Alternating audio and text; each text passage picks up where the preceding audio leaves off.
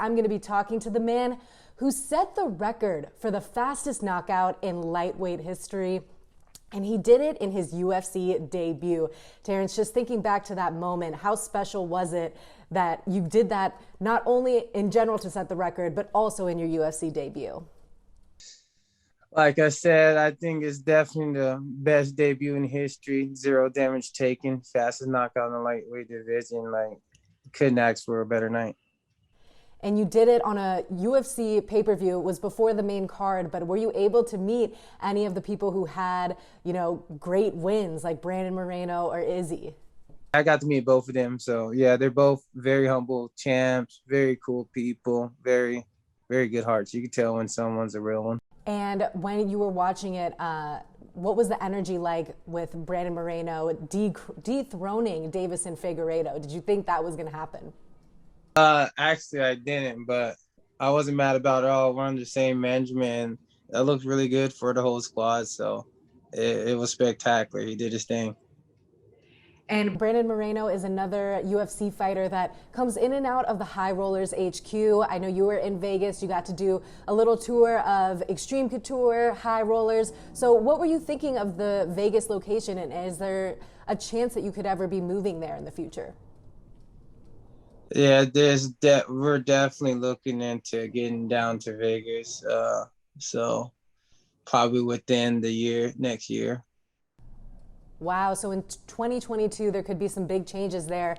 But you're 2021, man. You have 5 fights, or you're going to go into your 5th fight on November 20th. You're going to be on the same card as Miesha Tate and Michael Chiesa, 2 representatives of Washington State. So when you're going in there, do you think it's going to be a 3-0 for Washington State come that fight night?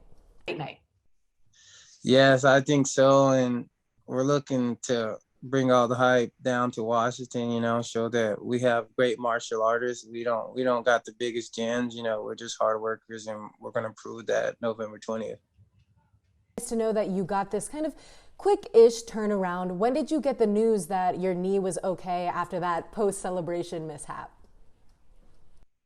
Well, right after like 2 weeks, I went there and got all the things checked out, and I was already walking and stuff after that. So I knew it wasn't my knee, but I couldn't flex my calf for like a month and a half. Like I strained my calf severely and had like nerve damage.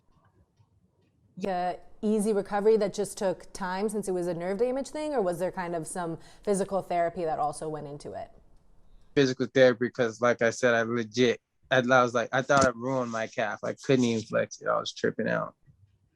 Wow. So have there been any other ideas on different post-celebration tactics that might go down other than hopping on the fence?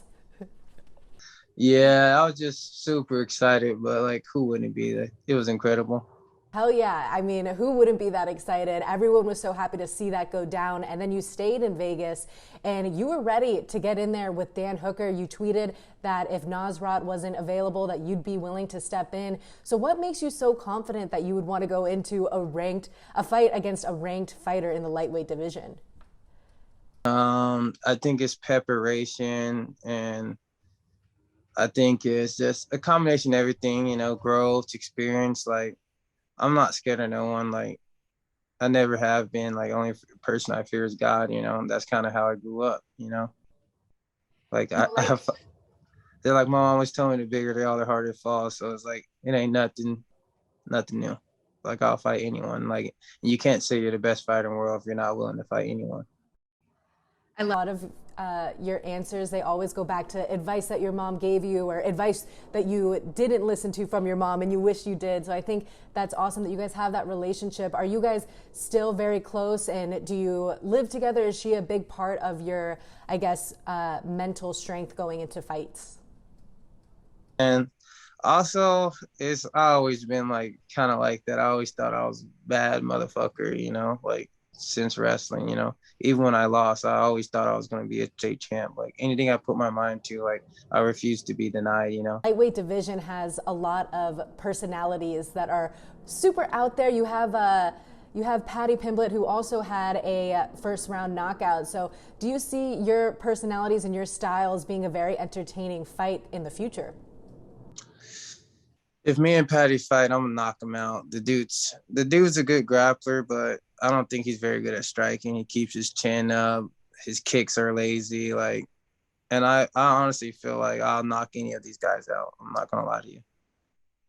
Obviously, your wrestling background makes you much more skilled in takedown defense, so his ground game probably doesn't intimidate you that much because you might not have to take it there. But you just recently got your purple belt, so how is your confidence developing in the ground game? To be honest, I don't even really like grappling like that. It's just like second nature for me. Like I don't even have to think to grapple. It's like in my heart, you know. So mostly I've just been focused on my stand up. And if someone to take me down, it'd probably be worse. Like you'd be better off trying to stand up and hopefully look for a lucky hit. Because on the ground, I don't think anyone can really hang with me. Like my grappling strength is superb. Now that you're working with Coach Alfonso, what has been the main focus when you're training? We're just working on my hands, working on really just being a mixed martial artist, just mixing it all together, especially for this next fight. That's how I think we're going to get the job done. We're going to be really mixed in the wrestling with the striking, kind of like what could be did Connor, and we're going to look to smoke him with the overhand. So. And the lightweight division obviously used to have Khabib Nurmagomedov. What fighter would you say in the lightweight division was the biggest inspiration to you? Mike Kessler, but he's not in the lightweight division anymore. But he was one of the huge reasons I wanted to start fighting when he won the Ultimate Fighter show. And just seeing that raw emotion, like seeing someone so happy that brings tears to their eyes, and, you know. And I always wanted that feeling. It's just so surreal. And 2021 has been such a big year for you. You're going on a 4-fight win streak right now. And you're also nominated by the World MMA Awards for overcoming drug addiction and near death to the UFC, or a near death incident. But would you say that that is a correct display of the situation, or was the bad trip more of like a one-time thing? Like I said, I was like 19, about to be 20 years old, and I was just being young, and I just didn't let it define me. Like I said, you know, it either makes you or break you, and I just had to reevaluate my life and just get right with God, you know, because obviously if He kept me here, I'm meant for something great, and I had to figure it out. Is it one of those things where, because working with high rollers, we do a lot of different, looking into different ways to stimulate jiu-jitsu grappling and reaching our flow state. I don't know if you've heard of like Silodelic. They're like these little mushroom gummies, and taking them, it's like not like you're tripping. It's just kind of engaging a different level of flow. So would you say that one of your biggest messages isn't necessarily to just always say no to drugs, or was it one of those things where you need to do your research about it and be prepared for what you're getting into? Like, what was your biggest takeaway from that experience, I guess?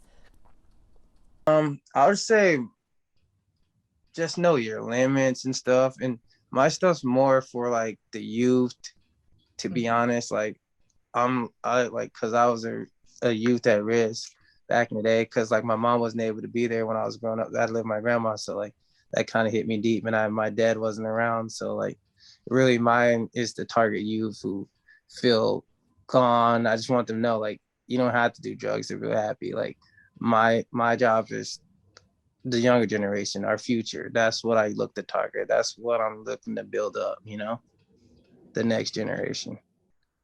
Yeah, that's an inspiration, and honestly such a scary moment to kind of think back on. When you were in the ambulance on the way to the hospital, was it confirmed that the stopping of your heart, was that from the drugs, or was that from the injury that happened through breaking through the window?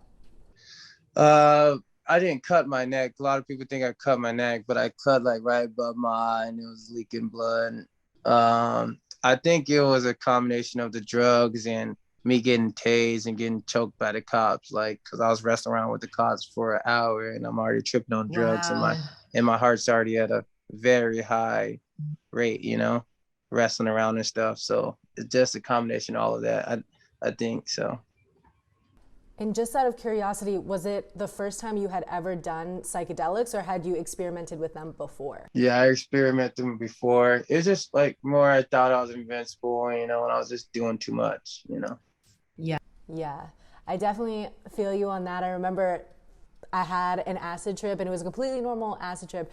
I stopped peaking, and then I was like, "Oh, I kind of want my trip to continue, so I'm gonna take a little bit more shrooms." And my friend like comes in, and he has his two eyes, and then there are two more up here, and two on his cheeks, and I was like, "Okay, this is what they mean by like hallucinations," because it's one thing for things to be I guess like amplified, like the walls are breathing and different stuff. But then when you combine the two on a macro level, that's when you can kind of get some crazy things going on. So what a crazy story. It's awesome that you're so open about it and that you're giving back and just wanting kids to be informed. I think that's an awesome thing that you're doing.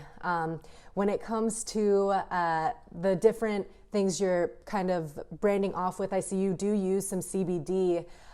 What is the sponsor that you're working with, and how is that helpful for you in your, I guess, recovery? We're through our reading where we got at CM, like CBD, MD. We're working with a lot of CBD companies. Like I really love it. Like when I rub the cream and stuff on my joints and stuff, it's really good for active practice. I feel amazing. So it's really nice. And I got a bath bomb with CBD in it. Super nice, and some Epsom salt with CBD in it. And it's real good for after practice. Like I said, I need all that for after practice because I'll be sore as hell. I saw one of your teammates, Michael Sear, at one of the High Rollers Jiu-Jitsu events. I know you're very busy with, the UFC. Have you been to any of the events yet, or do you think you could ever see yourself in a grappling tournament if there is some time off? Yeah, once I have time off, I talked to him about it, doing a couple super matches out there. Oh And yeah. Michael Sierra does very good out there. I think he's got to the finals a couple of times, so like that's pretty sick. So we're looking to get a couple more guys out there and keep the ball rolling. Well, it's very exciting that you're going to be headed towards Las Vegas potentially in 2022. When you look to your future, what are some immediate goals? I know you probably want to break into that top 10 at some point. So what do you think needs to get done to get there? I'm just gonna keep doing what I do best, and that's finish fights. Like I just think of it like this: if fighters are really fighting, I don't see a fight should go past 5 minutes. You feel me? If we're us being realistic, if we're really fighting. Like you've seen street fights. If you're really fighting and scrapping, trying to kill each other, no fight should be over 5 minutes, in my opinion. So that's what I come with. I'm not looking to dance around, fill out, look pretty. I'm looking to take your head off or tap you out. I'm not playing games. Like I'm trying to get paid. So like these And guys are playing around trying to look cool for the camera. No, I'm trying to smoke you, like straight up. That mentality kind of reminds me of Justin Gaethje, who has a big wrestling background, but he knows that what Dana White wants to see is heads fly, heads rolling. So when you think about that matchup with Michael Chandler and Justin Gaethje, both headbangers, do you think that fight is going to go the distance? Not at all. Someone's definitely getting knocked out. And those are the guys I admire. Those are the guys I look up. They go out there to finish fights and go to war. And I'm ready to die out there. So for my dream. So like my goal is to be the UFC champion. And whatever person I gotta beat to get it, I'm gonna do it.